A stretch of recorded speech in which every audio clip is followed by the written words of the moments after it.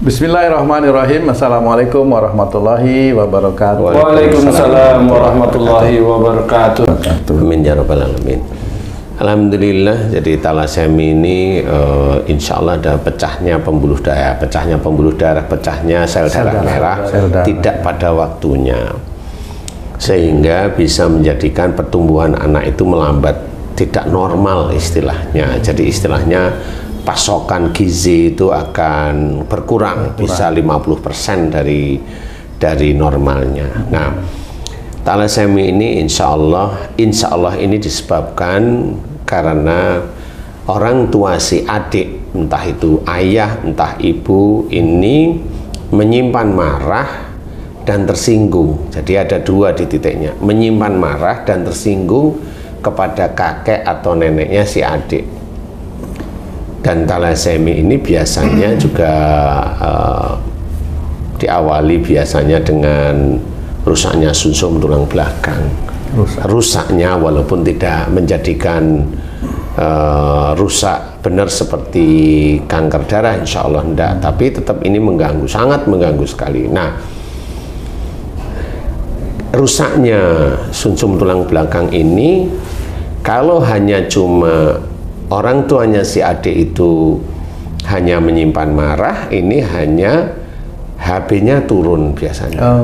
HB-nya turun ya seperti marah. Itu menyimpan marah. Tetapi kalau talasemi ini kan sel darah merahnya yang pecah, jadi hancur sebelum waktunya, sehingga ada unsur tersinggung.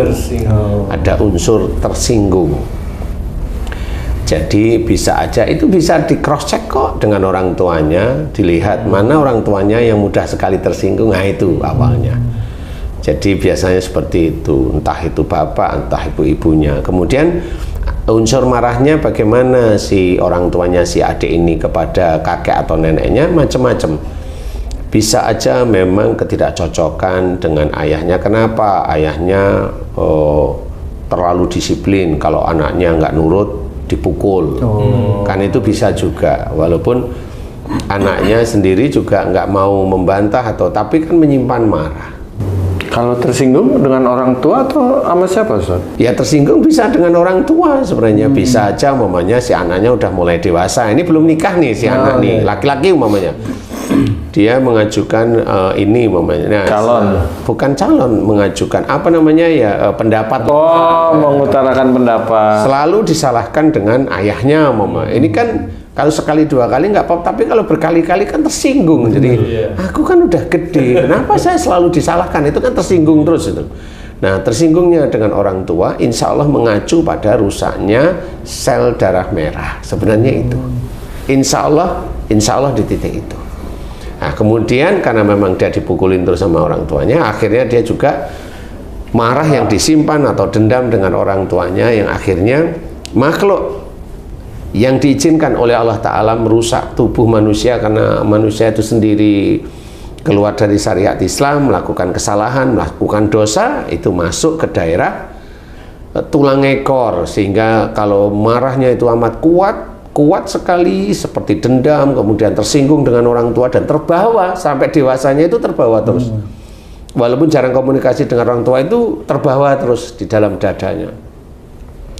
Insya Allah Allah memberikan peringatan salah satu anaknya atau salah dua anaknya talasemi seperti itu. Jadi talasemi adalah salah satu orang tuanya si adik ini tersinggung dan menyimpan marah dengan kakek atau neneknya si adik ini. Jadi kalau memang ini mau diselesaikan, karena kalau memang ini teman-teman beriman ini mau diselesaikan dengan rumah sakit, monggo. Tetapi ingat ya, talasemi ini tidak bisa sembuh.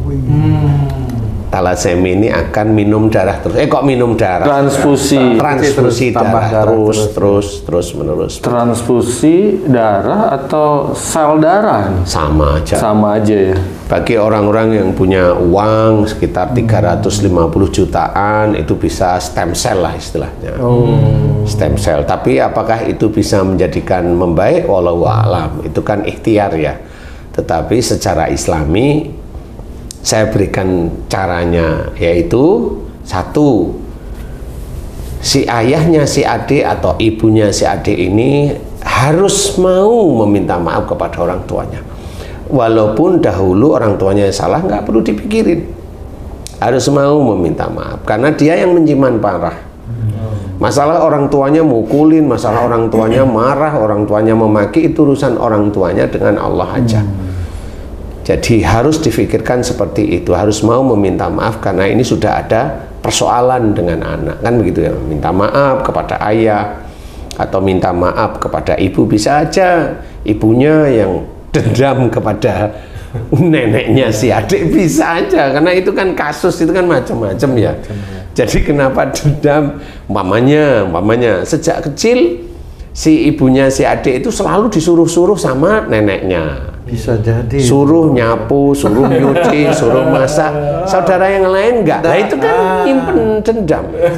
Kan gitu ya. Tapi kebalikannya, nanti kalau ada si adik itu dimanja sama ibunya, besok ini dewasa, cewek ini dia punya suami, dia sikapnya manja. Jadi malah suaminya yang suruh ngepel, suruh nyapu, suruh cuci-cuci seperti memenuhi itu. Keinginannya. Iya, memenuhi. Ada yang gitu ya, Ji. Ada. Terlanjur enak dari kecil. Iya. Jadi ada seperti itu, sehingga di sini kan menyimpan dendam sama ibunya itu. Ya, bisa aja seperti itu. Kasus seperti itu di dunia ini normal manusia ya. Tapi kalau kita sebagai orang Islam ya harus diselesaikan masalah itu gitu. Jadi jangan sampai kita itu banyak dosa di dunia. Kalau kita sudah menyimpan marah dengan ibu, ya sudah minta maaflah dengan ibu terus menerus setiap hari dengan khusyuk. Minta maaf kepada orang tua karena Allah. Jadi jangan yang paling besar adalah anak saya sembuh, nanti itu urusannya nanti. Yang penting tulus minta maaf. Nanti kalau tulus minta maaf, insya Allah itu dilakukan setiap hari, setiap saat. Insya Allah nanti anaknya tiba-tiba yang dulunya itu 1 bulan harus minimum 1 kali transfusi, itu bisa aja 2 bulan nggak transfusi, baru 3 bulan. Nah, ini kan kemajuan dari Allah Ta'ala. Allah mengizinkan. Nah, setelah itu bersyukur kepada Allah Ta'ala. Minta maaf terus sama orang tua. Terus. Di titik itulah insya Allah nanti akan dimengerti bahwa itu cara Allah memberikan jawaban. Jadi seorang Islam itu harus mau benar-benar sadar untuk meminta maaf kepada orang yang disalahin. Walaupun itu ibu atau ayah yang salah, nggak usah dipikirin deh. Salahnya ibu dan ayah itu urusan Allah aja. Bener Ustaz, tapi biasanya jarang yang menyadari hal itu. Orang nggak salah, dia yang salah kok, minta maaf gitu. Padahal yang ngomong anaknya ya. Iya, iya, karena apa? Karena orang tuanya ya mirip seperti anaknya, atau anaknya ya mirip seperti orang tuanya. Tetapi bagi anak yang faham, mulai faham tentang agama, faham tentang akhlak, ya, belajarlah benar-benar dari Rasulullah, belajarlah daripada para nabi yang lain di dalam Quran. Para nabi itu kan bercerita tentang kalau ada sesuatu yang tidak nyaman, pasti mohon ampun kepada Allah atas kezoliman diri beliau sendiri, seperti itu. Jadi itu harus kita apa namanya, kita contoh sebenarnya. Nggak pernah menyalahkan orang lain. Nah itu benar. Kita harus menyontoh para nabi, apalagi Rasulullah Muhammad SAW itu mencontohkan hal yang baik. Jangan kita sendiri merasa nggak pernah ada dosa, nggak pernah minta ampun hanya di bibir, tapi otak dan hati kita enggak di titik itu. Jangan, belajarlah beneran. Mohon ampun kepada Allah Ta'ala itu serius. Ke semua lini, dari mulai bibir yang ngomong ngawur, harus mohon ampun. Dari mulai bibir dan otak ngomong ngawur, ngecek temennya, saudaranya di YouTube umpamanya, mohon ampun lah, karena dia pasti merasa pintar. Dia pasti merasa pintar. Kalau dia itu bijak, arif, enggak kok, dia nggak akan ngeluarin statement di YouTube dengan merendahkan saudara yang lain.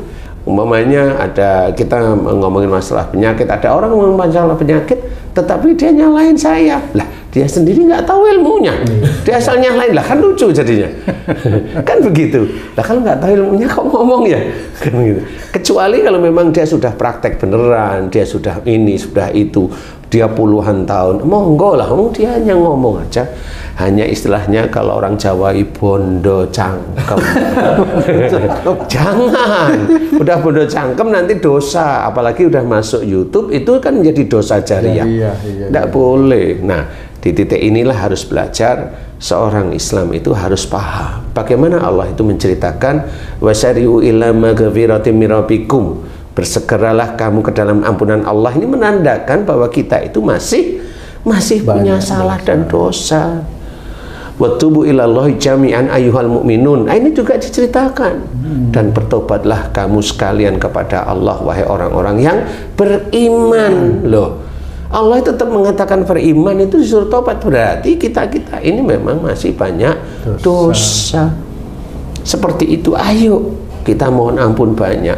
Jangan merasa hebat kalau sudah muncul di YouTube, pingin akhirnya itu akses YouTube yang nyala-nyalain saudara-saudara yang lain. Ini ngapain? Kan gitu ya. Cari perkara kok sama malaikat atid, kan gitu. Iya, kan itu kan cari perkara sama malaikat atid itu, ya. Gimana coba? Lah kalau dia maki-maki saudaranya di YouTube, lah itu kan macam-macam dengan malaikat atid. Iya. Dia sadar apa enggak? Sebenarnya otaknya dia sadar. Tapi nafsunya itu mengalahkan otaknya, mengalahkan hatinya. Nafsunya dari mana? Setan. Jadi bagi saudara-saudara sedulur beriman, bagaimana caranya? Tadi saya cerita, minta maaflah kepada orang tua kita terus menerus setiap hari, setiap saat. Setiap hari itu sehari sekali. Setiap saat itu bisa aja habis sholat, kemudian minta maaf kepada orang tua. Kalau orang tua jauh, telepon, dan benar-benar tulus. Jangan hanya berpikiran anak ingin sembuh, tapi tulus memohon maaf kepada orang tua. Kemudian di luar memohon maaf kepada orang tua, meminta ampun kepada Allah. Jadi dua ini harus dikerjain. Ya Allah, jika anak saya, mohon ampunnya pada Allah jika anak saya terkena thalassemia. Jika saya tersinggung, mudah tersinggung dengan ayah saya boleh. Jika saya mudah tersinggung dengan ibu saya boleh. Dan saya menyimpan marah sejak kecil hingga sampai saat ini. Jika itu dosa besar di hadapan-Mu, ya Allah, ampuni dosaku. Astagfirullahaladzim. Kan itu. Astagfirullahaladzim. Dengan tulus di sini, serius. Astagfirullahaladzim. Kalau memang imannya kita insya Allah cukup, insya Allah juga amal soleh cukup, Allah akan memberikan. Sehingga nanti anaknya yang dulunya sebulan tuh harus transfusi bisa aja mundur jadi 2 atau 3 bulan sekali. Itu kan sudah mulai diteruskan terus. Sampai kapan? Ya nggak ada masalah, minta ampun setiap hari. Kalau alhamdulillah memang anaknya diizinkan oleh Allah Ta'ala sembuh, berarti titik di situ dosa yang menyebabkan anaknya sakit mulai dihilangkan, tetapi masih ada. Karena suatu ketika anaknya bisa aja kena lagi, makanya minta maaflah kepada orang tua terus-menerus. Dan mohon ampun kepada Allah Ta'ala juga terus-menerus bab itu. Nah, mudah-mudahan dengan difahami ini kan sedulur beriman mengetahui, oh begitu caranya. Iya. Iman yang kuat, amal soleh yang banyak di hadapan Allah Ta'ala, ketaatan kepada Allah Ta'ala, menjaga seluruh akhlak-akhlak kita agar tidak berbuat buruk, di situ juga dinilai oleh Allah Ta'ala. Jadi belajar semua. Nah, mudah-mudahan nanti dilakukan terus-menerus sehingga anaknya sedikit demi sedikit yang warna kulitnya pucat mulai memudar. Nah, itu sudah dijawab oleh Allah. Begitu aja. Mudah-mudahan manfaat bagi sedulur beriman yang lain. Wallahu a'lam. Alhamdulillah, terima kasih banyak Pak Ustadz penjelasannya. Para pemirsa dan sahabat beriman dimanapun berada, demikian tadi penjelasan guru kita Pak Ustadz Danu tentang penyakit thalassemia, dan juga sebagian doa juga sudah diajarkan. Mudah-mudahan tayangan kami ini bisa bermanfaat untuk meningkatkan keimanan dan ketakwaan kita kepada Allah Subhanahu wa Ta'ala. Amin ya rabbal alamin. Saya Tung pamit diri, sampai jumpa di video kami yang lain. Wassalamualaikum warahmatullahi wabarakatuh. Waalaikumsalam warahmatullahi wabarakatuh. Alhamdulillah.